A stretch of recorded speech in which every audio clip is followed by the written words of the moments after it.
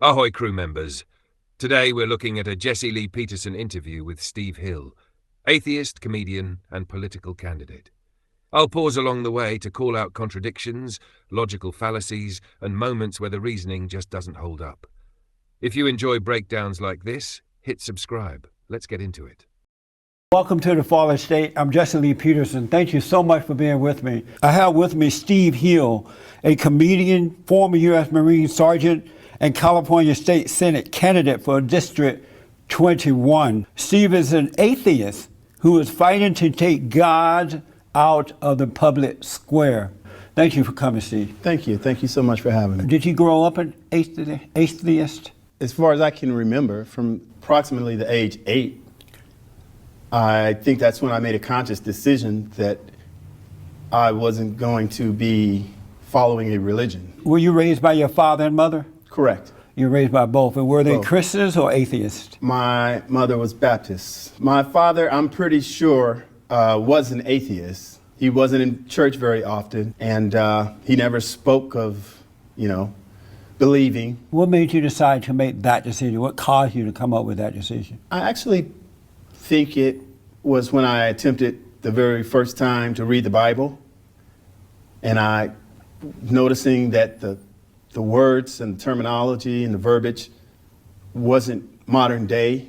And so did you talk to your parents or anyone about that at No, the you age of didn't 8? question. You didn't, especially at the age of 8, you don't question in an African American family whether you want to believe in God or not. So you just play the game. You play your role as a kid. You go to church like your mother tells you to. So you were aware at the age of 8 and on that you were faking Christianity or being a Baptist until you're old enough to get on your own. Correct. You knew you were Correct. faking it. Really? Correct. And did you and I tell wasn't really faking it. I never did believe anything. When I was sitting in church, I was thinking about hunting or fishing. I wasn't thinking about, all the stuff that the preacher was up there telling everybody. So you don't believe that there is a God at all? There is no God? Until someone gives me proof of a God, Right. I will say that there isn't one. Where do you get your values from? From me. From me? From that you? that you have it too, that little voice that's in your head that tells you, And you I have get- common sense. Everybody's born with morals, common sense, ethics, your life experience dictate. And so you say you get them from that little voice in your head? Correct. And everyone has that little, that's my God, is that little voice in my head that says, no, I'm not going to inflict pain upon another human being because it's wrong. And where's that voice coming from? My head, my consciousness. So My brain activity, that's where it comes from. Everyone has it. So your brain activity has a voice? Yes, And it's it called my talk- consciousness. and- And I have a high level of consciousness. And so does this voice speak words to you?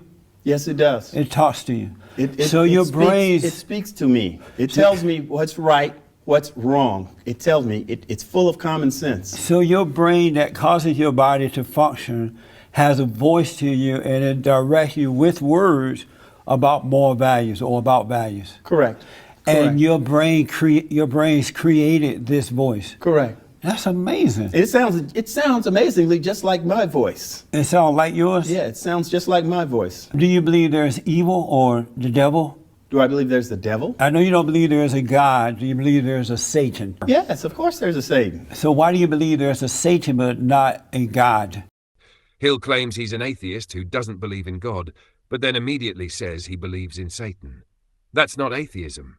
That's selective supernatural belief. You don't get to reject God for lack of evidence and then keep Satan because he's more convenient to your worldview. It gets worse. He says good doesn't exist, but evil does, and then claims Satan isn't evil all the time. Think about that. If good doesn't exist, by what standard is Satan sometimes good?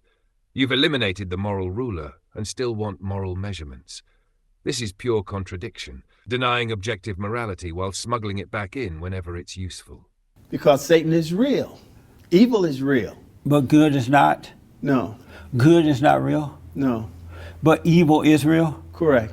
And are you a good man or an evil man? I'm a good man. How are you good if you're not getting your goodness from God? Because I don't believe in God. But how are you good then? I get my goodness from Satan. But you just said Satan is evil. Okay. He's not evil all the time. He's good. Is God good all the time? Yes. If God is good all the time, could you explain slavery to me? God is good all the time. Well, could you explain slavery to me? Man is in a fallen state, and they created slavery. God didn't have anything to do with that. So God didn't have anything to Matter do of with fact, that. they were influenced by your God, Satan. But, okay. So God didn't have anything to do with slavery. No. Right? Right. And that was all on man? Yes. Influenced by evil. Okay, but if God, he's an all-knowing God, correct? Yes. So he knows that slavery is going on, but yet he fails to intercede or to stop it. You know, we're all God's children, supposedly. Why come he couldn't say, those children need to let those children go? Well, we're not all God's children. Some people are children of Satan, such as yourself. What about the Islamic people? Is that the same God as the God you worship? No.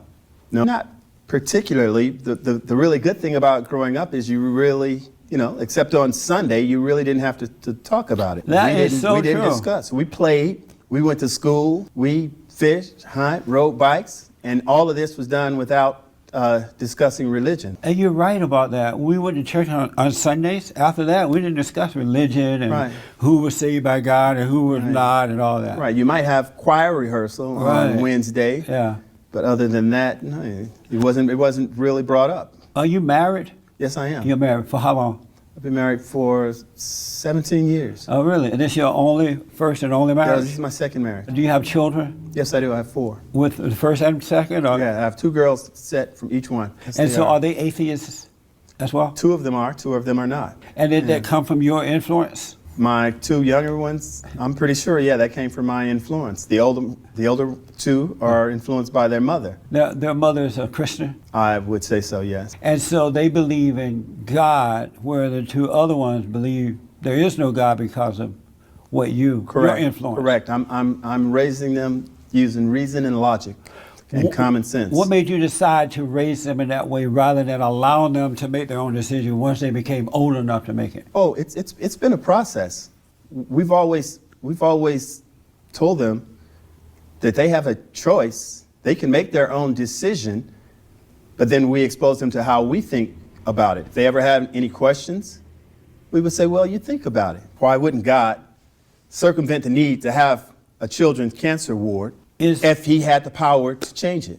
Is cancer evil or good? Cancer is evil, of course. So your God created cancer then? So Satan. my God created cancer. Because your God is evil, right? Yes, of course. So cancer must have come from my God. Why not give a credit to your God for creating cancer? Because you said it is evil, your God is evil. Why did he create that? I can't understand. I have no idea. He won't tell you why? No, but now Do you what? communicate with Satan? Never. Do you pray to Satan? Only twice a week. Hill argues slavery proves God can't be good because God didn't intervene. But in the same breath, he says slavery was created by man under Satan's influence. So which is it? Either humans have agency, meaning moral responsibility lies with people, or God overrides human will every time evil appears. This is the classic problem of evil shortcut. Blame God for human actions, then praise human reason for moral progress. You can't argue for free will when it suits you, then demand divine micromanagement when it doesn't. You pray to him? Mm-hmm. And when you pray to him, what do you say? I pray that we get out of this evil world that we call life. If God was so omnipotent and strength, why wouldn't he get rid of the devil? He did get rid of him. So why does he still exist? Because he needs to exist for a while longer. For a while longer? So that people like you can 2025? Yeah. When does he expire? Does the devil expire? You see. But let me ask you this.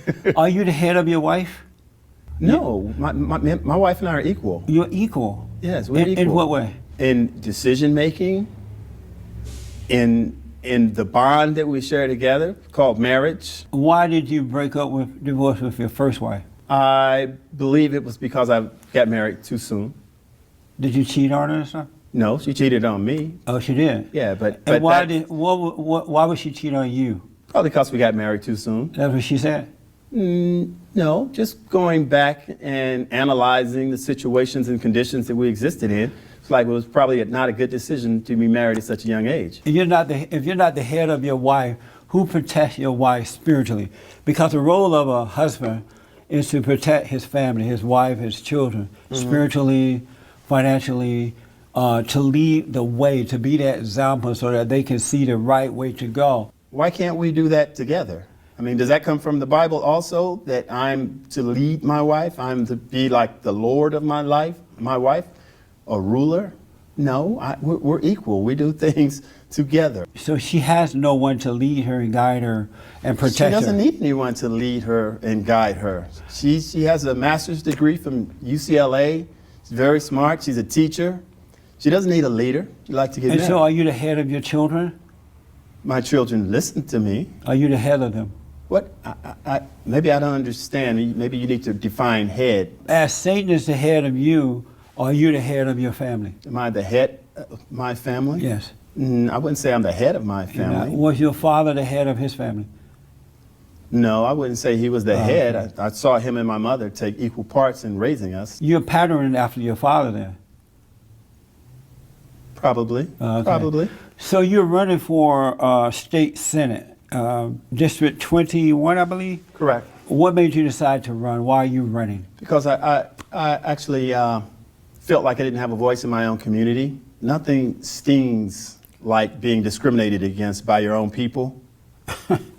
So I felt like I didn't have a voice in my community. Well, I'm a former state prison guard. For 10 years, I worked at 2 different maximum security prisons. Wow, I can see you doing that. Keeping everybody in line. Yeah, there. You just said the key word there. Safety and security of the institution was my job. And they had this program. It was being run out of a church where one of the schools in the Antelope Valley were having trouble with the black and Hispanic inmates fighting each other. So I heard about the program and I thought, wow, I could use my talents there. They could use my assistance. And I went out there and we spoke and we had good communication and we talked about the positive things we could do. So after we spoke and the meeting cleared up, you know, they grabbed my hand and started praying. Everybody bowed their heads. You know, I didn't say anything. I just went along. And afterwards, though, I spoke to one of the leaders and informed them that I wasn't very religious. I was just here to try to help the children. Right. Well, after I went back home, they never called me back again, which kind of made me upset. It's like, wow, you guys, just because I don't think like you think, you would lose someone with my talent and professionalism and leadership to deal with the kids. You would rather see me walk away because I don't think like you. So you felt they had discriminated against you based on religion? Blatantly. And what's wrong with that? If they are a Christian organization who believes in God and believe that God is the way out of this hell that these kids are going through, why would they bring in an atheist? It doesn't make sense. Most Christians believe that Satan is the problem, that he's influencing the kids in a negative way. Why would they bring in an atheist to work with them if they're a Christian? Our schools are public. Those are public funds, tax-paying dollars. When you pay taxes, they don't ask you what religion you are. So this is why we need a separation of church and state. Now, would they be also telling everybody, all the children, how great that their God is? And would they be like recruiting them to come to their church? Well, I can't speak for that particular they shouldn't group, be. But that's why there's a separation of church and state. That's why the way I think in my religious orientation shouldn't make a difference in the program. The main objective was to keep the black and Hispanic kids from fighting each other. So atheism is considered a religion, right? No. It's not a religion? No. Let me ask you, why did you... It's the non-belief of a deity. You knew beforehand that once they found out that you were an atheist, that they were not going to take you in as a part of their group.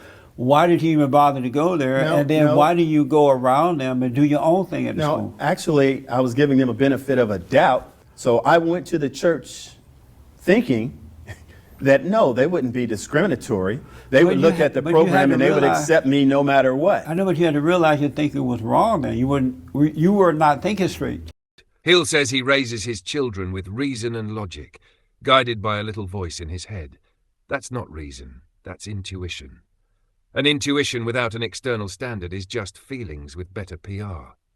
He dismisses Christian moral grounding, yet can't explain why his moral instincts should be trusted over anyone else's. If morality comes from brain activity alone, then no belief is more valid than another, including ones he finds dangerous or immoral. You can't argue for moral authority while denying moral foundations. That's the contradiction running through this entire interview. I wasn't thinking straight. I'm thinking of trying to help children. I made the mistake of hiring an atheist. I would never do that again. And so, Just because they're an atheist? No, not just because they're an atheist, but because they have they can't be trusted. Atheists can't be trusted? They have no foundation of love and honesty and truth to stand on. And so an atheist would do whatever the atheist feel like doing. So you're sitting here basically telling me I have no love, I don't know about you, but the ones I'm an atheist, sir. The ones I've dealt with. But my point is, if I'm a Christian and I know that a person admits that he or she believes in Satan, why would I want to work with that person on a daily basis, knowing that? Why would I want to work with because you? Knowing that you believe in a God right. that you can't present to anyone. I would understand that. I wouldn't take it personally. I wouldn't think it's wrong for you to. Why can't we treat each other as human beings? But I'll treat you well, but I just wouldn't let you minister to a group of kids who I know are already having problems with Satan. And so I'm going to bring the son of Satan to talk to them. Doesn't make sense. But anyway. Wow. That's why you're running, right? Because you want to change that. Yeah. But you're going to be discriminated against them.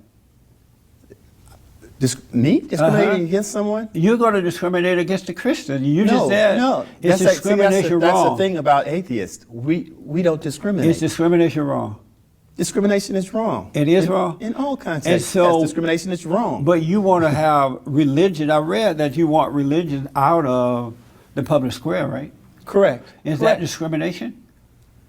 Discriminate depends on. Now, if you if you're the mayor, if you want to remove religion from the public square, right? Is that discrimination? No, that's not discrimination. Why not? That's part of the founding fathers' proclamation, because we have a separation. You're not being honest, Mr. Atheist. And church and state. See, I told you. You keep the church and state separate. So you want to? So that's not being discriminatory. Why? Why not? Okay. Will it be? It would be discriminatory if I was saying we want to keep Allah out of our government. No. Now that would be discriminatory. If I say we want to keep Christ out, that would be no. We want to keep religion as a whole out of our politics. But why? Why? Because everyone does not think the same or have the same beliefs. And as a result, you want to discriminate. No. Right, because they don't have your same belief. You're twisting words worse than Donald Trump up here, sir. No, I'm not. Do you support transgender men and women going into bathrooms and showers and dressing rooms of choice? Yes, I support them. They should have the right to go into any bathroom that they feel their orientation dictates. So if a man is walking down the road and he decides, you know what, I just feel like a woman. But see, that's being disingenuous with the whole conversation. No, I'm not. No, it's real. And he said, you don't just walk down the road. This is a process. I understand, most of these people from a very early age, and it's documented and researched, most of these human beings from a very early age have an identity for their sexual orientation. Now, it may not fit. You know where that influence comes from? No, sir, but you're going to let me know. Your father, the devil. The devil. Okay. Of course. Where else would it come from? The devil. So this man walking down the road, all of a sudden he just feels like a woman. And now he needs to use the bathroom. All of a sudden he feels like a woman. Right, he needs to use the bathroom. There's a bathroom over there. He goes over and he walks right into the woman's bathroom. Your daughter is sitting there using the bathroom. How would you feel about that? My daughter's sitting there using the bathroom. She's going to be done in a second. No, how would you personally feel about that? This man walking in there, right, looking at your daughter. Now, see, you guys, He got to look at her. This is what religious people do. No, how would you feel about that? I would assume she's sitting in a stall with the door closed. Not all bathrooms have stalls. But how would you feel about that? He's standing there looking at her. Why wouldn't he be using the restroom what he came in there for? He's still going to be looking around. He's not going to sit there and close his eyes. The question is, how would you feel about that? I feel fine. I raise my kids to be very intelligent. Why is it always the religious people that feel they have the moral right and the justification to go in and decide what you should do in your bedroom and what you should do in the bathroom? So you taught your daughter to be intelligent enough to sit there on that stall while this man is sitting there using it and looking at her. My and children you are as very a father intelligent. wouldn't have a problem with that at all. Wouldn't have a problem with it at all. Notice the move here. Instead of addressing the concern about safety and privacy, Hill just labels it disingenuous. That's not an argument. That's a dismissal. You don't resolve a conflict by asserting good intentions and pretending trade-offs don't exist. Public policy is about balancing competing interests, not declaring one side morally untouchable. Saying nothing bad will happen isn't evidence. It's a hope. And when people raise legitimate questions, brushing them off as bigotry shuts down discussion rather than strengthening your case. If your position is solid, it should survive scrutiny, not require critics to stay silent. How about if your daughter just finished PE in high school? She's in the 10th, 11th grade, and there's some guy in the same class, and it's time to take a shower. This guy said, oh, I feel like a girl. I want to take a shower with the girls. They all go into the girls' bathroom. Okay. And the boys and the girls getting naked, getting into the shower together. Would you be okay for your daughter going through that process? I'd be fine with it. You know why I'm not surprised? Because Satan is your father. Okay. So I wouldn't be surprised. Hi, Dad.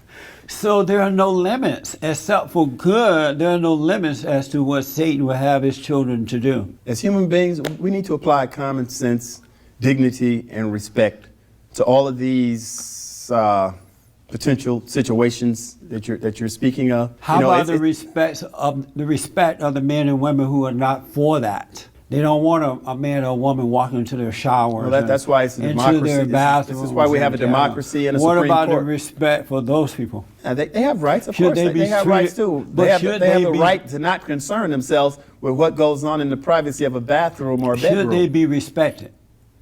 Everybody's rights should be respected. And so when but there's out of nowhere certain things you got, that you get out of your Bible. When out of nowhere the government create this rule that you can use whatever shower or bathroom you want to, just impose on the folks who disagree with that. Are they respecting those people? Wow. Be absolutely fine with it. So you're not even there to protect your wife from Because I know my wife. From the invaders. How would they be invaded? They're transgender. We're talking about transgender people. What is a transgender to you? To me, it's someone who was born with the anatomy of the opposite sex. And it could happen. The chemical makeup in the brain, the research determined all of this, that they actually identify as the opposite sex. Black Lives Matter. You heard of Black Lives Matter? I'm rushing a little because of time. Yes, sir. It's a radical, agitated black group of people. How do you feel about them? Well, you know, they call Martin Luther King radical also. How about Black Lives Matter? I think it's good to see the youth stand up and be active. Working 10 years at 2 different maximum security prisons, I can tell you that the prisons in California are full of blacks and Latinos. Right. African-American males make up only 6% of the state population, but we make up 46% of the prison population. Why so many in jail, in prison? Why? Because of our capitalistic society. You have hyper-segregation in these urban areas with no jobs, no opportunities, very little hope, and then you expect for them to not survive. They're doing crimes of survival. You're saying that they're killing each other like this. In Chicago, it's gone up 80% since the police backed down. You're saying they're doing it because of capitalism? We kill blacks with guns, right? Yeah, that's we what kill a lot of each other with guns. Right. Any of you guys ever ask the question, where do we get our guns at? How many African American gun manufacturers do we have in the United States? 0. But what does that have to do with anything? Where are we getting our guns at? Let me say this to you. One thing you don't know is that I was raised on a plantation. You were raised on a plantation? Yeah, down in Alabama, under the Jim Crow laws. And we were restricted from living in certain areas. And blacks were poor. We never stole, we never killed each other. It wasn't happening then. We respected each other. We worked hard and did what we had to do. We went to all black school, the killing, the raping, the robbing, and having all these babies out of wedlock. There were some kids born out of wedlock, but it wasn't like it is today. And blacks had less opportunity then than they do now. So how do you explain that it wasn't happening then, but it is today? I'm gonna explain it like this. You're saying blacks do all of this.